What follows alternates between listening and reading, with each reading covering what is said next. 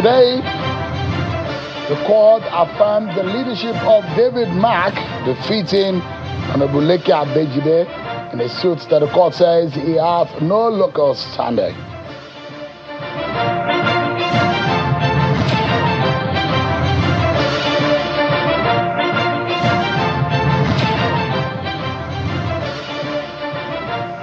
More information about the Presidential Council scandal, which has exposed the office of the Chief of Staff to the President, and a man called Ambassador Adeni, who is said to have been moving around, calling himself the DG of an agency of government the federal government said does not exist.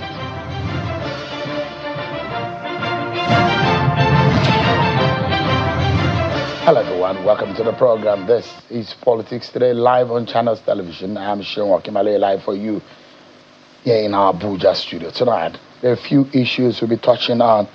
One has to do with the leadership of the ADC. There was a judgment in court today. I will be bringing you up to speed with what happened today in court.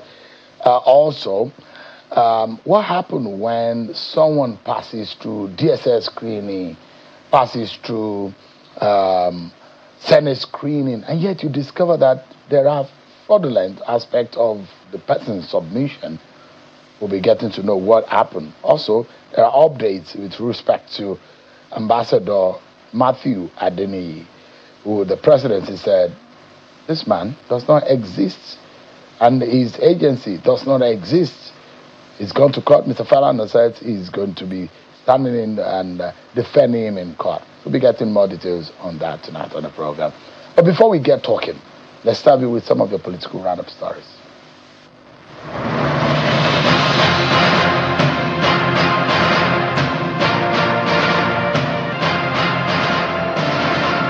The Department of State Services, DSS, has arraigned 5 Nigerians at the Federal High Court in Abuja on alleged concealment of information on the whereabouts of a governor of Bayelsa State, Timipre Silva. Silva, a former minister, is alleged to be the mastermind of the coup attempt against President Bola Tinubu. They were arraigned on Wednesday before Justice Peter Lifu. A 2-count charge slammed against them indicated that the accused persons on April 28, 2026, became accessories after the fact of felony by concealing the whereabouts of Silva, alleged to be a fugitive of the law. The alleged offense is said to be contrary to Section 519 of the Criminal Code Act Law of the Federation of Nigeria, 2004. Justice Musa Liman of the Federal High Court Abuja has affirmed the leadership of the African Democratic Congress, headed by former Senate President David Mark, dismissing a suit filed by a member of the House of Representatives, Leke Abejide, for lacking in merit. Delivering judgment, Justice Liman upheld the preliminary objections raised by the ADC, its former national chairman Ralph Musu, Mark, and the party's national secretary Rauf Aregbesola. The judge held that the court lacked jurisdiction to entertain the matter because it bordered on the internal affairs of a political party, which he described as non-justiciable. Governor Diko Rada of Katsina State is promising to continue to ensure inclusive governance in the state. He made the promise during his endorsement by the Non-Indigenous Association of Katsina State during the commissioning of the Non-Indigenous APC campaign office in the state capital. He described the gesture as a vote of confidence in the administration and commitment to national unity. The endorsement came when members of the association pledged to mobilize support for the APC across the state's 34 local government areas. Aggrieved members of the Academic Staff Union of Universities ASU Abuja Zone have expressed concern over what they describe as the continued failure of the Nasarawa and Niger state governments to implement the consolidated academic and tertiary allowances contained in the 2025 agreement. The union is threatening to embark on an indefinite strike if its demands are not addressed by the affected state governors. Addressing journalists at the Nasarawa State University Kefi, the Abuja Zonal Coordinator of ASU, Professor Alamin Abdullahi, described the non-implementation of the 2025 federal government ASU agreement and other outstanding issues in the two states as unacceptable.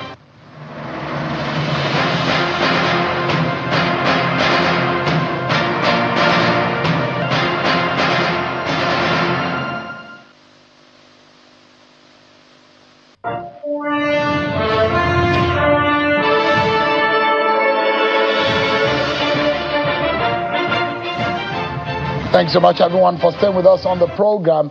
First and foremost, let's take you to the matter which has become a major issue in the land, and this is the allegation against the Chief of Staff to the President, Mr. Femi Gbajabiamila.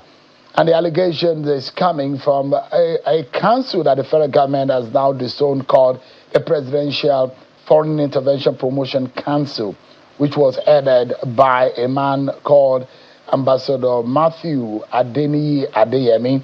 The federal government has claimed that the agency does not exist, and Mr. Adeyemi has been going around on a fictitious appointment which does not exist.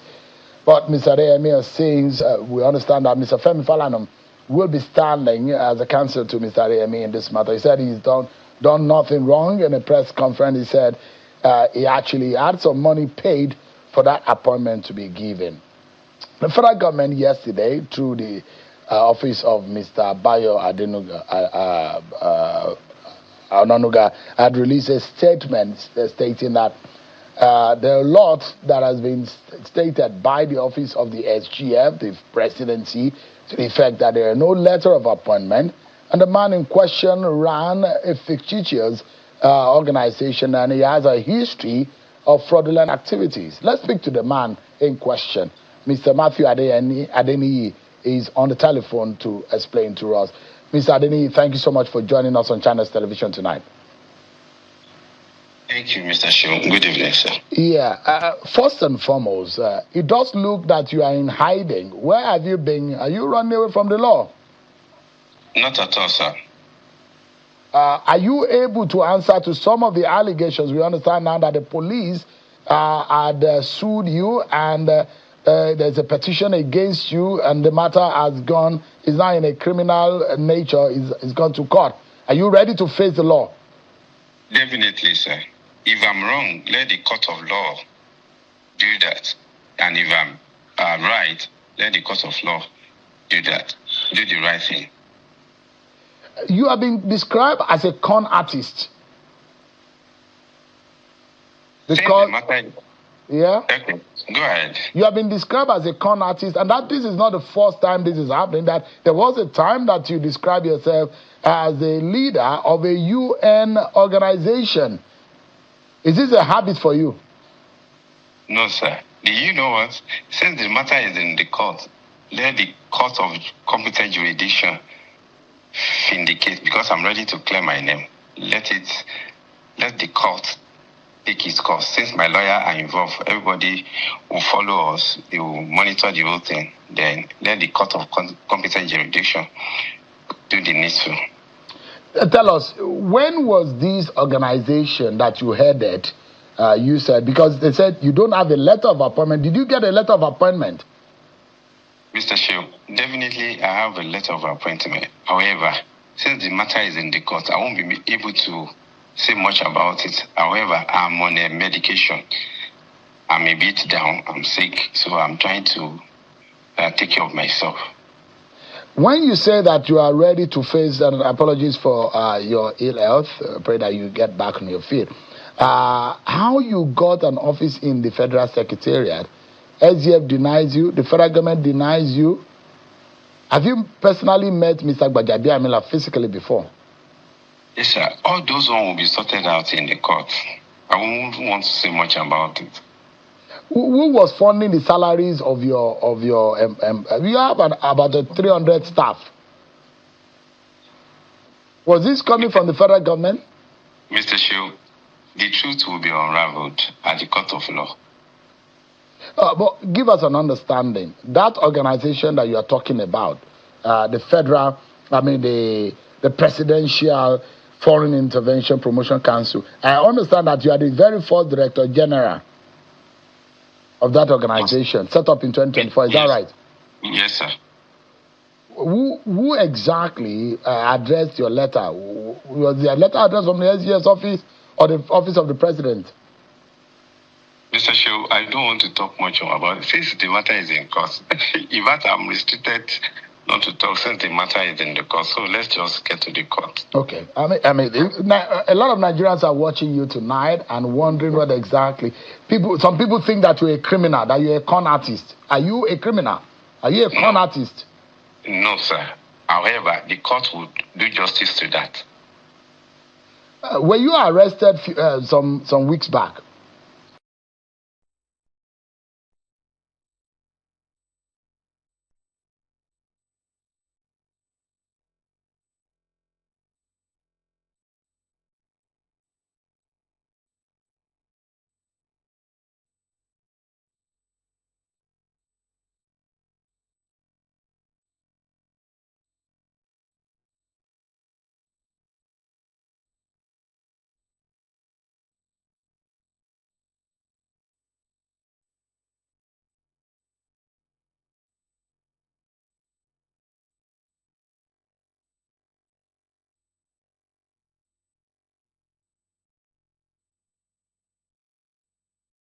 Sure. Okay. You already know. So just before you go, I'd like to find out from you.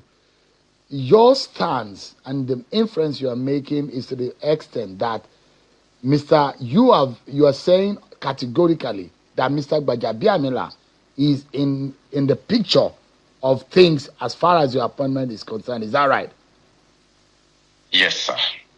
And that you got the confirmation of the appointment through Mr. Gbajabiamila's office. Is that right? Yes, sir. You say that there is a go between you and Mr. Gbajabiamila, and the said man is dead. Is the death of the person linked to this appointment? Let the court indicate all those things, Mr. Shaw. All right. Yes. We will get sense in the court of law. So let's let the judge do the needful. But what would you be telling Nigerians tonight, Mr. Adeni, with respect to this? Your organization's name was found on the budget. You have pictures with the EFCC chairman. You have pictures with the deputy speaker. You've gone so in many places. Are this enough to validate, or is this just a way of a con artist? Okay, thank you, Mr. Shaw. Well, I want Nigerians to know that for 1 second, let's assume the agency does not exist.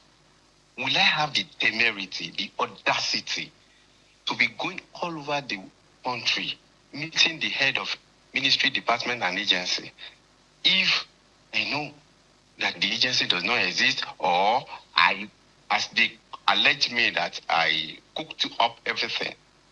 No Nigerian can dare do that. As you know that this thing is not real, and I will have some more the courage to be going from one place to another for almost 2 years. Nigeria is not a banana country.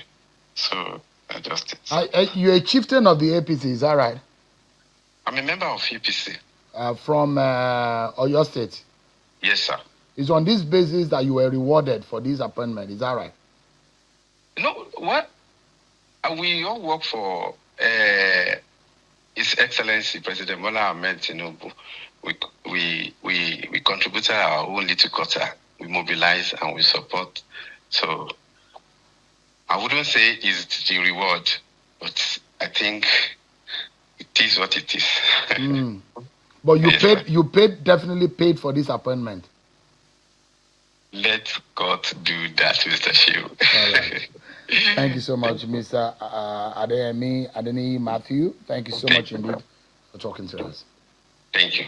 I appreciate it. Well, that's our conversation with the man who is now, of course, waiting to prosecute him based on some of the allegations that he has put forward in the matter, which allegedly now involved the chief of staff to the president. The categorically is confirmed to Channel Television a few of the things that he said he's involved with.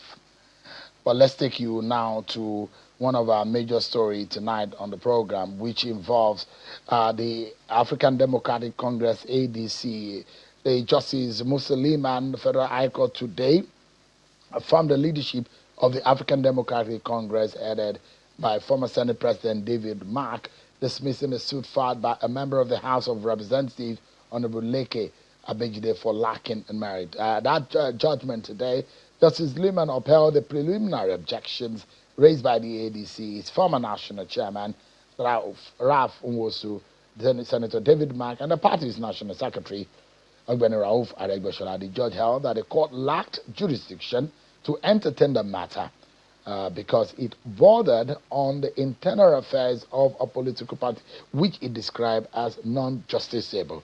Well, let me allow you to see some of the pictures outside of the court where some ADC supporters were chanting about the situation surrounding the party's leadership tussle and what happened also after the court. I will allow you to listen to some of the lawyers.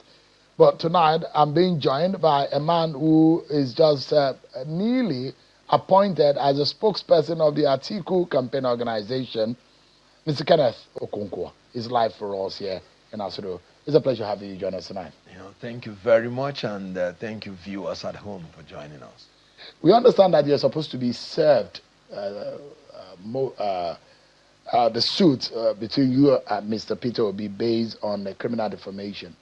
Oh, well, I always hear whatever they are doing, first and foremost, from the social media, because they are just social media, presidential candidates, social media, account followers. So I heard it on social media, and I'm sure whenever I receive it, I'll let you know. Because I understand that it's a substituted service that that the court has granted them to serve you by substituted means. Good, and that's the whole falsehood about this. Because when you claim substituted service, you will have to go into an affidavit to say you have tried to serve the person personally and you did not get the person. I remember in one of the writ of summons that I saw on social media, they listed one of my properties in Enugu as the address. And they know where I stay, in Abuja. These are the people who were together in the presidential legal team together. They know where to get me.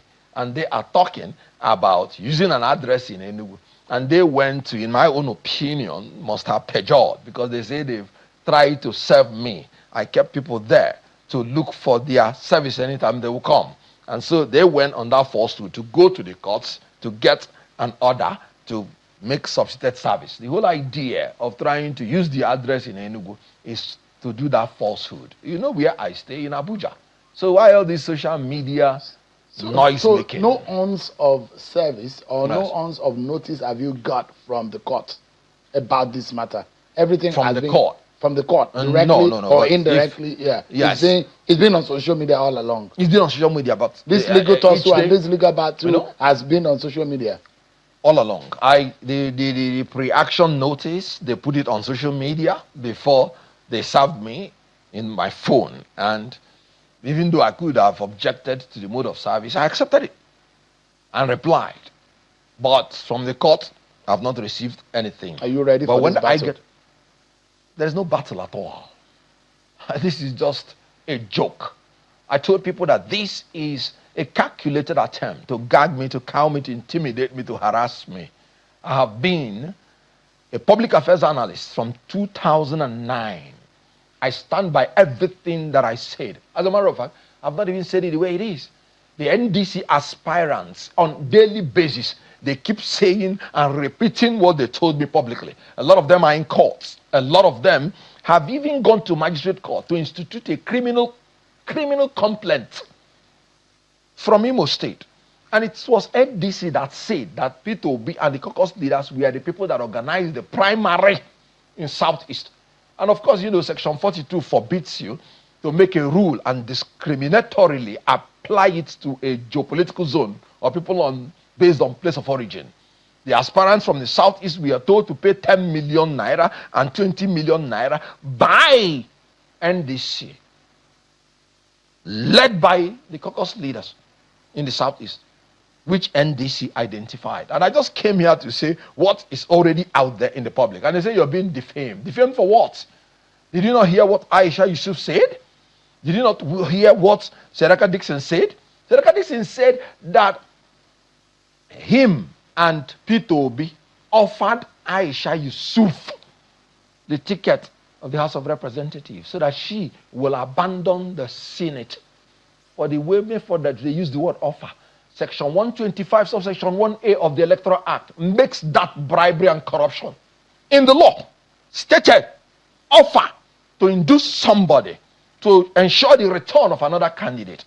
And whenever you write a result, you have offended section 119, subsection 1A of the Electoral Act.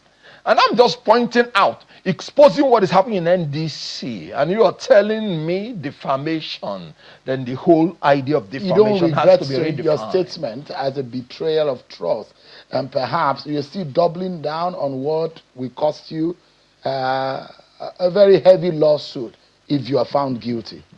Sorry. That is a civil proceeding. So the issue of being found guilty. Is it not a criminal defamation, or is it a civil defamation? No, it's just a civil. It's a civil defamation. Okay, civil, empty. Look, these people make noise, but I wouldn't tell you what we're gonna do. Let them go to Atlantic Ocean. We will meet them there. What's the whole idea of going to Onitsha? You are in Abuja. It was in this studio that I said what I said. I live in Abuja. Everything is here in Abuja. You want to run to Onitsha. That shows the malevolence that they bring to their practice of law. Because in law, you are supposed to act in utmost good faith. But you know what? Bring them on. You are ready. Anytime. Well, quickly, I mean, because that's not really the business why we're here. You don't feel a sense of disloyalty for someone you were this close to. 1, you spoke for him. 2, 3, you are from the same region and ethnic stock. Don't you think is a high level of disloyalty? A lot of your clanspeople are saying, why are you going after your man that is highly respected within the Southeast? Okay, let's put it this way. Every campaign is for a season. I worked for P2B 2023. That was a duty. That was a job.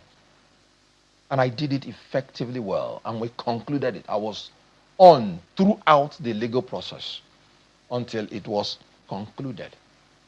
So my job was finished.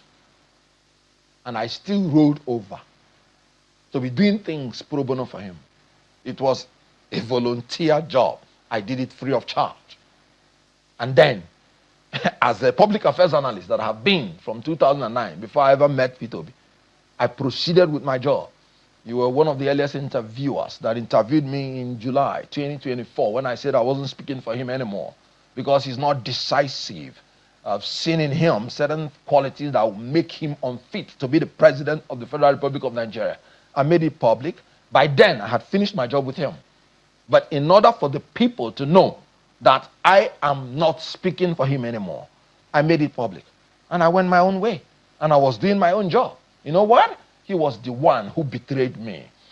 I talked about Atiku Abubakar here on this studio much more than I would even talk about P2B.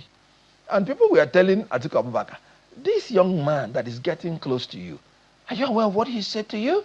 Abubakar said, I am looking at this young man. I am seeing the value in him and his tenacity to bring about a great Nigeria. That is what I am seeing. And if I have the opportunity, I'll bring him in to bring that value to Nigeria. Look at a man, a talent discoverer that discovered Ngozi Okonjo-Iweala, that discovered Professor Charles Soludo, that discovered El-Rufai. You knew how Abuja was before he came in, and he transformed El-Rufai. What Atiku Abubakar is looking at is not what you said about him, because he knows that his desire for Nigeria is not about him, but what value are you bringing in? I had not even done anything for Atiku Abubakar, but he insisted. I've seen something in this young man. When I talked against him, he did not go to Adamawa. He did not go to Jada to bring frivolous suit against me.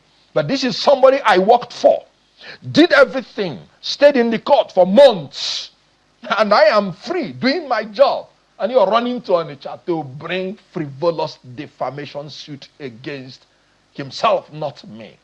Who is now the betrayer? Who is disloyal? Assuming without considering, I even did something wrong. So that is how he would have treated me. Should he have kept quiet and look on as you defame him and you say things about him, unprintable things about him? You continue to discredit him. Is that fair? Is it not going through a legal means to be able to? Is your word. Because that's the allegation in court. that you were defaming him. I sat down here, gave you the names of the people that told me things. I did not even say the way it is. I was still trying to show. Some of them are denying. When you have something written down, you know what the court said? You know what the law says? Oral evidence cannot be adduced to contradict a written document. I have them with me. At the appropriate time, everybody will go and answer for his crimes, for his offenses, and for his denials. And so there is no defamation at all. I told you that a lot of people have said worse things about him. You know what he said? No, I don't want to see them. They are faceless. So your intention is to destroy people who have face. Your intention is to destroy any southeast person, a bright person arising from the southeast. So other people that are faceless, you won't go after them. But the people that are adding value, you want to go after them. Bring him on. Let him come. What if you lose this case? I will not lose it because there's no case at all. Really? Yes. Are you being confident because you're a It's lawyer? not being... Are you? Yes, I am a lawyer. I know the things I said. First and foremost, I was briefed by a client. Second and foremost, I'm a public affairs analyst. Third and foremost, I am a citizen of Nigeria that's under a legal duty to expose corruption and crime anywhere I find it and wherever I find it. I have been a columnist since 2019, and I have the right, even as a columnist, not even to disclose my source of information, provided I can justify that it's true. Is it in contest that NDC aspirant from Southeast, we are told to pay 10 million naira for House of Rep, 20 million naira for Senate? Do you know in Enugu State, where I come from, 99 persons contested for the House of Rep. That's 990 million naira. 98 persons in Imo State contested for House of Rep alone. And that's not the money for the forms? It is not the money for expression of forms. It's not the money for the nomination. And their own guideline is that you pay just for expression of interest form. And after you have won, then they will take... And all of these people spoke to you? Not all of them. But the 99 members was broadcasted by NDC. What is your ultimate aim around Peter Obi? Do you want to, you are happy to bring him down? Or what exactly, what exactly do you gain? I've just been appointed the spokesperson of Atiku Abubakar. And is it consequential, whatever he's doing with his life, if we may proceed to more important issues? I want to talk about contenders. But the question in I'm asking you, Mr. I don't want to talk about pretenders. Who are those? Are you bringing down somebody that's already down? What are you doing? Please proceed with other issues. Can anyone trust Mr. Okonkwo, for example? You spoke about Bola Tinubu. Yes. You spoke about Peter Obi. Yes. You spoke about how can Atiku trust you? How can Nigerians trust you that you won't betray Atiku Abubakar the way you have betrayed Bola Tinubu, betrayed Peter Obi? Good. I have not even worked with Atiku Abubakar, so where's the betrayal? You have just started. No, that's what I'm saying. I have not even worked with Tinubu. I said I don't like same-faith ticket. You said said a lot of things about Tinubu on the stage, on the podium. Absolutely, you and I'm literally still saying, the MC of APC. And I am still saying it, standing by it. Let me tell you, you know what Atiku Abubakar said in the letter of appointment? This appointment confirms the confidence I repose in your integrity, in your public communication skills, in your political judgment, in your all the goodies anybody can say. He's a man that knows that I can never betray, by the grace of God, anybody I have worked with. But you betrayed Peter Obi, don't you? You work for Peter He Obi. betrayed himself. I just told you how he betrayed me. Because you were the first I worked who for him. denounced him publicly. The first that denounced him publicly. You were between both of you, you were the first who came out to say you don't trust him. He's not resolute. He's not consistent, and you said so many things about him. Now let's look at it this way. How many times do employees fire their bosses? It takes a man of principle to do that. So you fired Peter Obi, did not fire you? That's your words. I just made a public statement. And Sheung, if you don't have any other thing to say in this program, let us consider it done. You are done with talking about Peter Obi? Because He's not relevant. Why does he agitate you? How? You are the one that is agitated. No, I'm not. I'm just asking. I've asked you now 3 is times it, for is us it to a possible proceed success to of Peter Obi? Hold on. I've asked you for 3 times to proceed I'm gonna to another topic. You know you know what? You are the one that is fixated. You are the one that is fixated. The political disagreement within Igbo land has stalled the progress of allowing any Igbo man become president in this country. And you don't think this is a trace of it? I can tell you that the quality of leadership of a people determines the rate of their progress. I've always told you that the success democratically of a people depends on how they are able to cohere among themselves and collaborate with other people. There is no doubt that when a people are not united, when they are not in peace, it will impede their tendency and their capability to govern. Let me ask you, this your appointment, how much did you work hard for it? They say you lobbied so hard for it. And there are a lot of pictures of you around Atiku Abubakar's corridor at his balcony. And the thinking is that you must have been having sleepless nights and having night vigils at Atiku Abubakar until the man just bestow and have mercy upon you to give you the appointment. Well, I really thank God for his grace. I've heard so many things too. I've heard that I went to P2B to ask for rent for a duplex. He said, oh, no, we'll give you for a flat. And I went to Atiku. And then he still gave me the one for flat. And I laughed. You know why? The same person that's talked about the rent, the first thing he said is that I went to P2B to ask to become the publicity secretary of a failed political party. When he did not click, he now said I went to P2B to ask for rent. By 1994 in Lagos, I packed into my own duplex, which as a young man of 20, I rented myself 5 Cobham Street, Lagos, and I lived there for 14 years. When I came to Abuja, I couldn't start living in duplex again. I started building mansions to the glory of God. The issue here is this. Let me be doing my job, let them be talking. The whole idea is that Atiku Abubakar is a talent discoverer. I met him the first time March 1st, 2025, when he graciously sent for me, and I went to meet him, and we talked. Pleasant man who is looking for the good of Nigeria, and we kept relating since then. I didn't want to make the mistake I made first. I said this time around, I'm going to know people on a closer note before I talk with them and talk for them. And at the end of the day, he made up his mind that this is the value adder. And you know what? Atiku Abubakar, when I met him the first time and he told me his vision for this country, I was captivated. Because vision is the mental picture of a preferred future. I now see that this great man has a vision to foster a united, secure, and prosperous Nigeria, where and in which every citizen can live a happy, healthy, and productive life.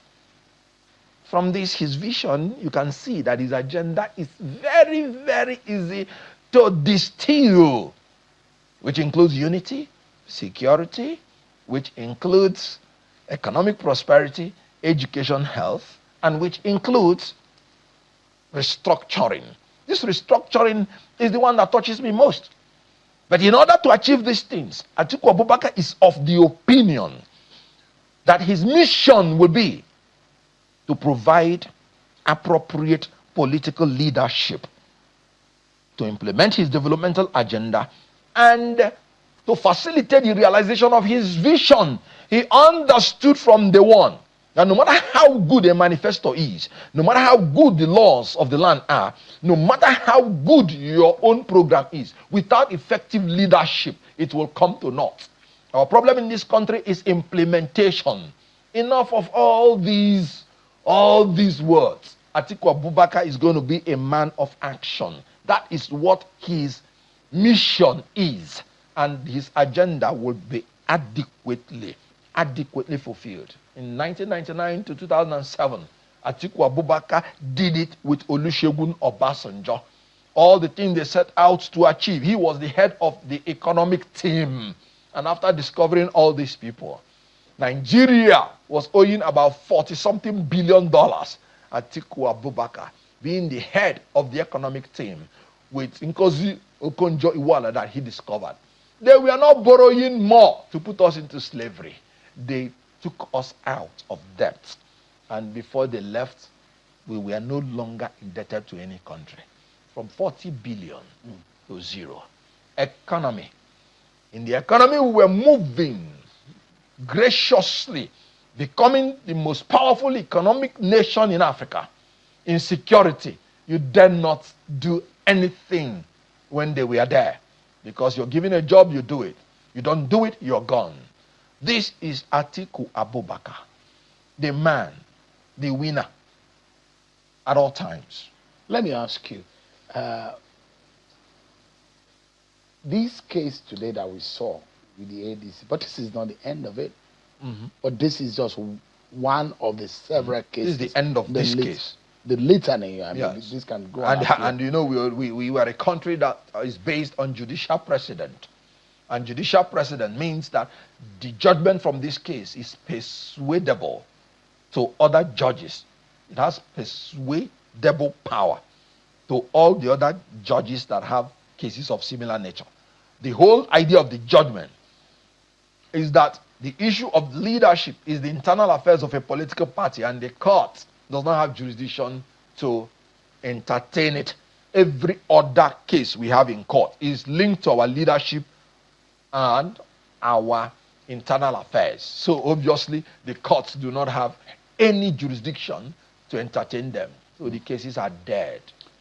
What happens to the rest of the case? Because there are those who fear that those legal issues might stop the ADC from success. Because at the end of the day, there is a possibility of truncating the chance of ADC seeing its opportunity to be on the ballot to the very end. And thereby, someone like Atiku Abubakar and Rotimi Amechi might not, at the end of the day, be on the ballot. Figments of your imagination. The whole idea of Electoral Act 2026 is to try to legislate the opposition out of existence. And we resisted APC and their failed National Assembly. They now want to use all this litigation to litigate us out of existence. We resisted them and they are falling like pack of cards. Atiku Abubakar is going to contest 2027 and he will be the next president of the Federal Republic of Nigeria. I warned earlier that all the opposition leaders, all the opposition political parties must have to come together in order to win Tinubu and the APC outrightly. I did warn that any of the opposition leader or party that leaves the coalition, you're making yourself vulnerable. We did our due diligence more than 18 months before we unveiled ADC. I was there. I participated in it. And of course, you know that if I saw anything as a lawyer, I would have objected to it and I would not be part of it. The due diligence was done. 2nd July, it was unveiled. 29 July, the National Executive Committee dissolved itself, led by Ralph Mosu. Can you imagine? The chairman and the required majority from the National Executive Committee was obtained. And after dissolving itself, they set up the David Mark-led leadership to take over the party in accordance with ADC constitution. What else is remaining? My final question. You saw the chief of staff telling you that no. They don't want anybody to leave ADC. Let them remain in ADC. Scatter them, fight them, destroy them. We will support you. And he mentioned their names. Abejide, he mentioned their names. Nafiu Bala, he said it openly. That is the only thing that is remaining. Mr. We don't have any legal Mr. Okonkwo, my final question to you quickly. You oppose Rotimi Amechi as a running mate of Atiku Abubakar. Do you still hold that view? First and foremost, I do not know where you got that from. Do you support Rotimi Amechi? First and foremost, Rotimi Amechi is the choice of the party. And everybody that is a loyal party member So you are denying should support. You are denying your earlier position about Rotimi Amaechi. No, I said I expected that the vice president should come from southeast. It was a geopolitical expression, not the person of anybody. And of course, I understood the limitations within the Electoral Act 2026. Remember, for anybody to be eligible to contest, you must have been a member 21 days before the primary. So the people from the southeast that I would have preferred, strictly speaking, we are not even registered members. So we are restricted. Rotimi Amaechi, Hayatuddin, Atiku Abubakar, Peter Obi, these were the people that we are showing interest to contest the presidential election. And then when Peter Obi left, Southeast was thrown into confusion. And you have to pick a vice president that has a elicited interest that he wants to embark on the onerous duty of campaigning around the nation. Rotimi Amaechi got up to 500 and something voters in the primary. You cannot alienate them. What I was agitating is that even if you have constraints, you ought to get the people of Southeast and sit down with them and say, look, these are my constraints. And because of this, even if this is not there, these are there, then they will know what they will present to their people. I have said it. So you have grudgingly accepted Rotimi Amaechi? No. There's no grudgingly because in Atiku has made his choice. There's no grudgingly in it. When he was announced, Atiku was not in Nigeria. He traveled. So when he came in, he did the needful, if you recall. And that is the beauty of this great Democrat. When he came, everything was halted. When he came in, he went into dialogue, called all the parties. He's not the kind of person that will tell you what you're saying is empty. That what you're saying is So it was the party who made the decision, not Atiku at first. Sheung, be very careful. The duty to choose a running mate is by the presidential candidate. So Atiku chose Amaechi. When you see Atiku, you ask him. But you speak for him now. Yes, Atiku is in the know about the choice of Amaechi. Amaechi is in the know about his choice. It was a mutually beneficial choice. All right, Mr. Okonkwo, we need to leave it at that tonight. But many thanks. Always a pleasure having you join us. But I will ask you to go and speak with your very good brother, Mr. Peter Obi. He's a good man. You are a good man. Resolve your differences. I don't think that you should get to the point of going to court. I mean, he's my brother. Yeah. Do you remember? Even when the governor of Edo State harassed him, even when his life was in danger, I wasn't speaking for him again.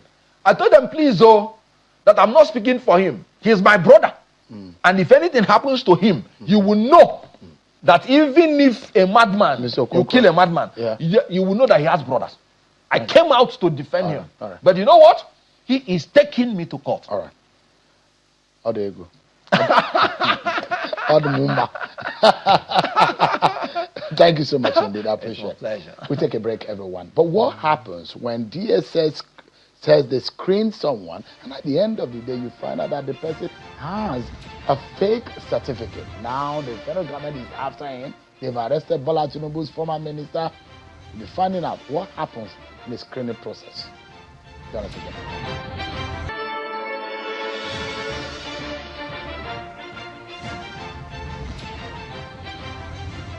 So much everyone for joining us on the program tonight. We've got to have some professional explanation and some kind of guidance on what really happens when there is a security screening and someone like Mr. Uche Inaji, the former Minister of Science and Tech, has been arrested and they're back and forth about his certificate. Tonight I'm being joined by Mr. Mohammed Ngoshe, who is a retired serviceman and a security consultant. Thanks so much indeed for joining us tonight. Thank you. You know, the people will believe that there's no way you go through security screening and you have a fake certificate. I mean, how easy or how difficult could this have happened? Well, thank you. It's first of all, we need to understand the concept of vetting in security clearance. Vetting is an instrument used for that purpose. And the SSS is truly vested with the authority, the power to vet. However, that is just one part of the story. The authorities that is requesting for the vetting is not under any compulsion to first of all request for vetting in the first place. Vetting exists, but they might refuse to ask for anybody to be vetted. So somebody who is given an appointment does not necessarily mean that he was vetted. Secondly, even where he is vetted and vetting report is submitted to the authorities are not compelled to use vetting report to appoint or not to appoint such a person. So there might be an exposure, or there might be the DSS may have identified some of these loopholes, but the appointing authority may have ignored it. Is that right? Yeah, the process could have revealed that, and it would have been contained in the report, sent to the authorities that are supposed to consider that for vetting. But they are not under compulsion to use the report. I give you an example of one agency that was, their chairman was given for vetting. He was vetted. The DSS gave damning report about him, went to the National Assembly, and he was not cleared in the right context of it. But the regime went and appointed him, and he served out his tenure. Good or bad, he did what he did. So these are the kind of situations people don't know about vetting that could culminate in this kind of situation. So there was no way on the green earth that, for example, Mr. Uche Naji, that the DSS couldn't have identified that this man had an alleged fake certificate. No, I wouldn't subscribe to the idea of SSS not identifying. You understand? Because the process involves getting all the materials that you need to find out about somebody. And part of it is the qualification that we are talking about. However, that is just one part of the story. What was done after that is not the prerogative of SSS to follow up. It is up to the... But the DSS vetting is always very rigorous, isn't it? It is very rigorous. Anybody who has been vetted in this country will tell you that the SSS goes down to your primary school, to your secondary school, to your university to verify whatever you submitted. So I can assure you that it was very rigorous. It is very rigorous. So it's only the political class that ignore DSS reports sometimes to their own advantage. If they decide to do that, nobody is there to question it because the law allows them to do it. For example, political nominees. Before the 1999 general election, political nominees were vetted. Security reports were given on them. And that determined whether or not they were capable of, what they were in a position to contest elections. Come 1999, the regime said, no, the political parties should do that. And they are doing it. So you see nominees from political parties going to contest elections. It is only after that the DSS will be given a list if the regime so choose to do. It is not mandatory. So give me an understanding of DSS arrested this man and handed him over to the ICPC. You imagine that DSS has more capability in terms of intelligence to be able to get that done, since the man, ICPC has said this man has refused to show up. Yeah, well, you'll be surprised to even know that the ICPC was even advised by the DSS. It might be have been like that. You don't know. But that is what is supposed to be. If the ICPC have interest in somebody, just like watch list, you put somebody on watch list, it is the DSS that will arrest and go and give it to you. What you do with him is your business. Like I said, after vetting, what the political class does with it is their business. After they have done their job and given him whatever appointment they want to give, other agencies are at liberty to pray into what happened and request SSS to arrest him for them to go and do what they want to do. Give me an understanding, sir. I mean, for someone who has been in the service for this year, who was in the service for several years and retired, you see the kind of manner in which Tosin Ajayi the DG of DSS is going about, no much talking. But he carries you, take you to court, prosecute you. Terrorists to court, prosecute you. We see more prosecution, arrest, prosecution, arrest, prosecution. A lot has happened under Tosin Ajayi. Is he acting on a different kind of mandate, or is he trained differently, or what exactly do you think is going on? Well, Tosin Ajayi, in the first instance, is a thoroughbred SSS officer, State Security Service officer. The group that was trained from 1987, to which I proudly belong as their first set. I was trained in 1987. For the purposes of this interview, the training was more rigorous, the curriculum was deeper, the focus was shifted from what it used to be to the kind of pragmatic approach that you are seeing Tosin is adopting to issues. Come 1999, civilian administration was introduced, which we have enjoyed up to today. The focus was subordinating yourself to the rule of law.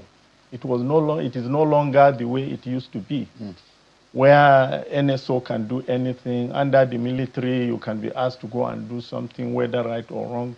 It is the power. It is the authority from the military authorities that matters.